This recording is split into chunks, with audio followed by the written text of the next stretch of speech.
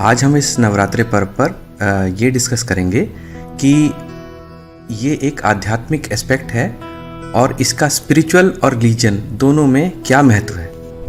नवरात्रि की शुभकामनाएं आपको भी और संपूर्ण भारतवर्ष को और भारत के बियॉन्ड भी पूरे विश्व को, क्योंकि एक विशिष्ट पर्व है। जो पूछा है कि इसका आध्यात्मिक महत्व या धार्मिक, तो जैसे जिसका भाव। हम जिन परिवारों में पैदा हुए वहाँ पर हमने अपने माता पिता, हमारे एल्डर्स को देखा कैसे वो देवी का आह्वान करते हैं, कलश स्थापना करते हैं, एक बहुत ही उमंगता के साथ 9 दिन तक पूजा पाठ करते हैं। तो हमने वो सीखा और आज भी हमको वो सब करने में उतना ही आनंद मिलता है। लेकिन इसका जो आध्यात्मिक महत्व है वो कहीं हम में से शायद बहुत ही कम लोग इसका आध्यात्मिक महत्व जानते हैं। जब भी हमें निराकार तक पहुंचना होता है तो उसके लिए कुछ साकार ही एक माध्यम होता है निराकार तक पहुंचने का। अगर हम कहें कि भगवान प्रकाश है, लाइफ फोर्स एनर्जी है, डिवाइन मदर है, तो शायद हम उतना इमेजिन नहीं कर पाए। तो इसलिए डिवाइन मदर की, माँ ललिता त्रिपुरेश्वरी की मूर्ति एक होना जरूरी होता है कि जिससे कि हम एक्चुअल में अनुभव कर पाए और उस divine energy, life force energy, उस डिवाइन मदर को अपने अंदर उतार सके। कहा तो ये तक जाता है कि अगर 9 दिन तक आपने पूरे तन मन से साधना कर ली, ये जो दुर्गा सप्तशती की साधना अगर आपने कर ली तो आत्म साक्षात्कार तक को प्राप्त हो सकते हैं। हमें मैम ये भी ज़रूर बताएं आप कि नवरात्रे जैसे सब जानते हैं 9 दिन के हैं, तो इनके हर दिन के सिंबॉलिज्म और इनके महत्व और इनकी एक आभा क्या है। जो प्रत्येक नवरात्रि का प्रत्येक दिन प्रत्येक चक्र को रिप्रेजेंट करता है। जब हम प्रथम दिन होता है नवरात्रि का, वो होता है माँ शैलपुत्री। उसमें माँ शैलपुत्री के जो पर्टिकुलर मंत्र है, स्पेसिफिक मंत्र को हम अपने मूलाधार चक्र में ध्यान करके जाप करते हैं। वहां से एनर्जी हमारी ऊपर उठती है। फिर द्वितीय है ब्रह्मचारिणी। उस दिन हम स्वादिष्ठान चक्र में माँ ब्रह्मचारिणी के मंत्र का जाप करते हैं, उसको प्यूरिफाई करते हैं। तृतीय व्रत वाले दिन, तीसरे दिन हम माँ चंद्रघंटा का अपने मणिपुर चक्र में ध्यान लगाते हैं और फिर हम अपने मणिपुर चक्र को उसको प्यूरिफाई करते हैं। फिर आया चौथा दिन माँ कूष्मांडा। माँ कूष्मांडा हम अनाहत चक्र में जो हृदय के पास होता है, उसमें माँ कूष्मांडा के स्पेसिफिक मंत्र का जाप करते हुए अपने अनाहत चक्र को ध्यान करते हैं, अनाहत चक्र को प्यूरिफाई करते हैं। जब अनाहत चक्र आपका प्यूरिफाई हो जाता है तो you start giving love and receiving love. Unconditional love आपके अंदर से फ्लो होने लगता है। उसके बाद में फिर आप विशुद्धि चक्र पे आते हैं। विशुद्धि चक्र का माँ स्कंद माता, उस दिन आप माँ स्कंद माता का ध्यान करते हुए, उनका स्पेसिफिक मंत्रों का जाप करते हुए, विशुद्धि चक्र पे ध्यान करते हुए आप जाप करते हैं और विशुद्धि चक्र को प्यूरिफाई करते हैं। फिर 6th डे आप अपने आज्ञा चक्र पे माँ कात्यायनी का ध्यान करते हुए और उनके स्पेसिफिक मंत्र को जाप करते हुए अपने आज्ञा चक्र को प्यूरिफाई करते हैं, विच इज हियर। उसके बाद में 7th माँ कालरात्रि। माँ कालरात्रि का आप ध्यान इधर करते हैं अपने सहस्त्रधार चक्र में, उसको प्यूरिफाई करते हैं। सहस्त्राधार चक्र प्यूरिफाई होने से divine energy starts flowing inside you. फिर सहस्त्राधार चक्र से 6 इंच ऊपर जो चक्र होता है उसमें आप माँ गौरी का ध्यान करते हैं और उनके जो स्पेसिफिक मंत्र को जाप करते हुए उनको प्यूरिफाई करते हैं। फिर आपके सहस्त्राधार से 12 इंच ऊपर माँ सिद्धिदात्री के स्पेसिफिक मंत्रों का ध्यान करते हैं और उनका जाप करते हैं। और जैसे कि आप नाम से ही है सिद्धिदात्री, मतलब कि आपकी एनर्जी अब प्यूरिफाई हो गई एंड आप एक सुपात्र हो गए यूनिवर्सल एनर्जी को ग्रहण करने के लिए। और जो जैसे ही आप प्यूरिफाई होते हो तो आपकी जो मैनिफेस्टेशन पावर्स हैं वो बढ़ जाती है।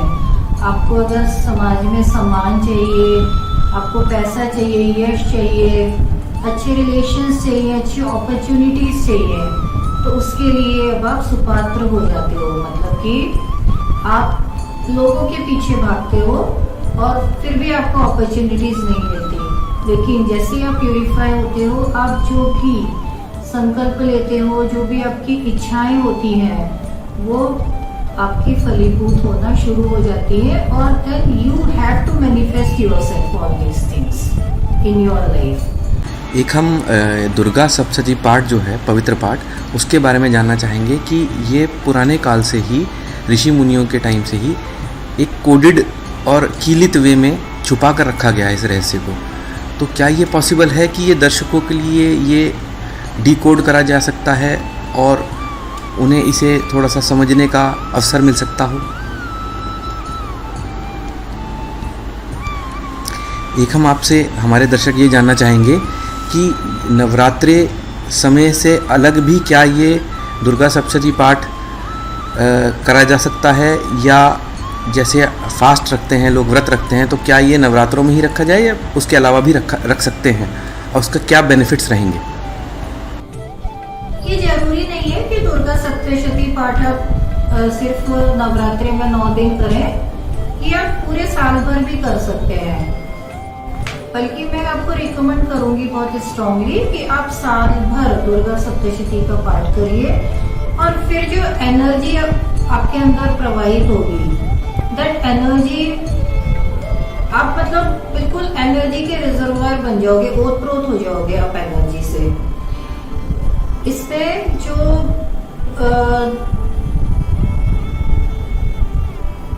कीलित वाली बात है कि जो हमारे नॉट ओनली दुर्गा सप्तशती पर जो हमारे जितने भी स्क्रिप्चर्स हैं दे आर कोडेड एंड कीलित, तो उनको आज हमें डिकोडिंग की बहुत जरूरत है। पुराने जमाने में ऋषि मुनियों ने उनको किसी विशेष कारण से एक कीलित करा हुआ था कि वो एक जनरल पब्लिक तक, आम पब्लिक तक न पहुंच पाए। लेकिन आज हम सबको इस युग में बहुत ज्यादा जरूरत है उनको डिकोड करने की। जैसे कि जो असुर और देवता और असुरों की जो लड़ाई है वो एक्चुअली हमारे अंदर ही है और हर वक्त हमारे अंदर वो लड़ाई चलती रहती है।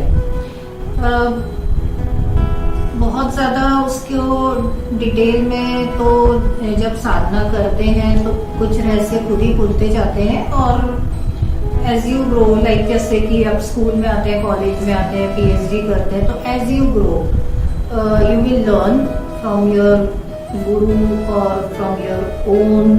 आपको किसी भी तरीके से आपको पता पड़ जाता है, तो little bit I am allowed, जो कि मैं आपको बता सकती हूँ वो मैं बता रही हूँ, तो उससे आपको शायद समझ में आएगा। जैसे कि आप लोगों ने अगर दुर्गा सप्तशती पढ़ी है तो उसमें कुछ असुरों की बात करी हुई है कि जिनको माँ दुर्गा ने विभिन्न असुरों को मारा, अपने हाथ में अस्त्र शस्त्र उठा के। एक जिसमें मधु कैटअप की हम बात सुनते हैं, तो मधु कैटअप जो दानव थे वो मतलब एक्चुअली रिप्रेजेंट करते हैं हमारे अंदर जो कमजोरी है। हमारे कानों में किसी ने मधु बोला कि बहुत मीठी मीठी बातें कर दी तो हम खुश हो गए। कैटअप मतलब कड़वा, हमसे किसी ने थोड़ी हमें अच्छी ना लगने वाली बातें कर दी तो हमने सोच लिया कि वो हमारा दुश्मन हो गया।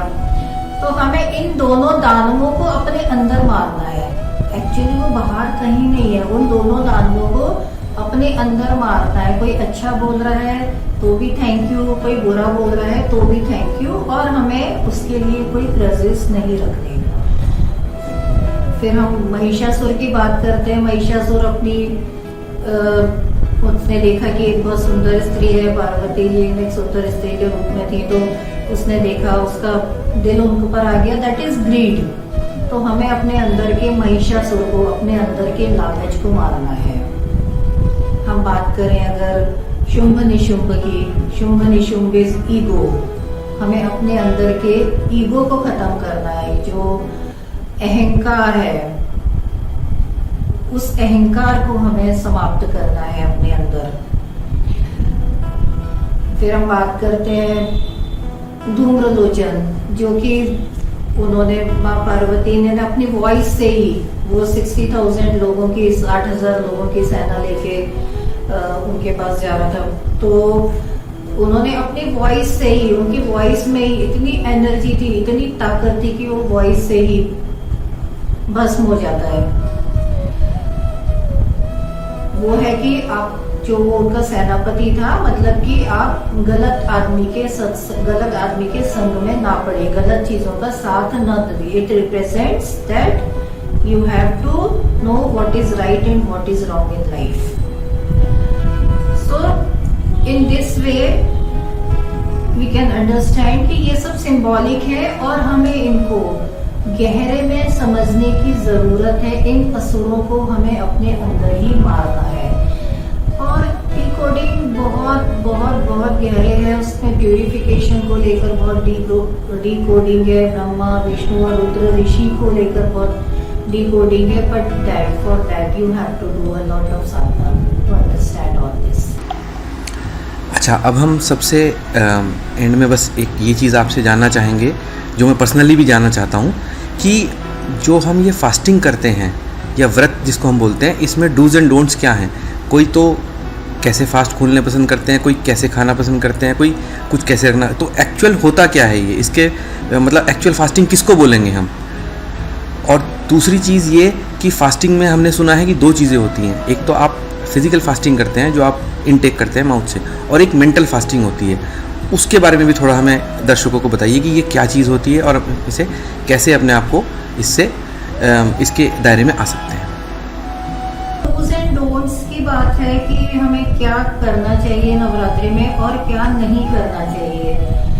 तो जब हम डाइट की बात करते हैं तो सर्वश्रेष्ठ भोजन है कच्चा भोजन, जो रॉ वेजिटेबल्स हैं, रॉ फ्रूट्स हैं या मिल्क है, मिल्क प्रोडक्ट्स हैं, they are the best to orally intake. उसके बाद में अगर आप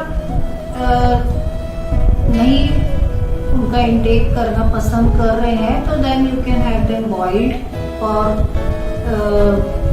cooked in the very little oil और ghee, whatever medium you prefer.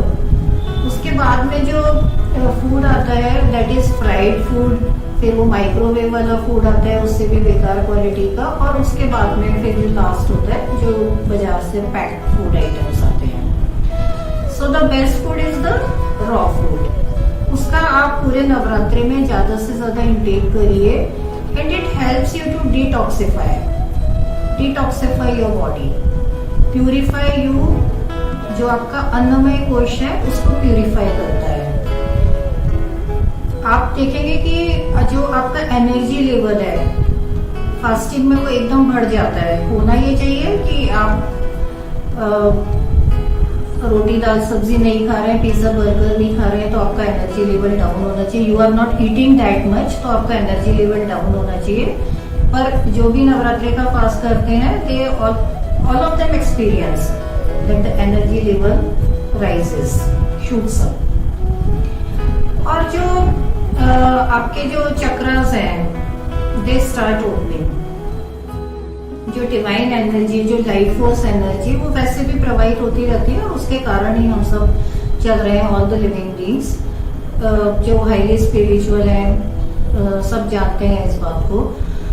But आप एक सुपात्र बन जाते हो उस समय, उस लाइफ फोर्स एनर्जी को आप उसके रिजर्वायर बन जाते हो, आप उसको एक्यूमुलेट कर लेते हो। 9 डेज के फास्टिंग में वो इतनी लाइफ फोर्स एनर्जी आपके अंदर ऊपर से आके एक्यूमुलेट हो जाती है, दैट जब आपके नेक्स्ट नवरात्रि आते हैं तब तक के लिए वो एनर्जी सफिशिएंट होती है। डोंट्स में, डूज एंड डोंट्स में सेकंड में आपको ये बोलूंगी कि ये तो हो गई एक्सटर्नल जो हमारी बॉडी है अन्नमय कोश के लिए। आपके thoughts, words and actions they all need fasting. आपके मन में कोई भी बुरा विचार ना आए, किसी के लिए तमोगुण वाले विचार ना आए, रजोगुण वाले विचार ना आए। जब जो आपके वर्ड्स हैं, वर्ड्स भी आपके प्यूरिफाई हो, कि किसी के लिए भी बुरे वर्ड्स मुंह से ना निकालें।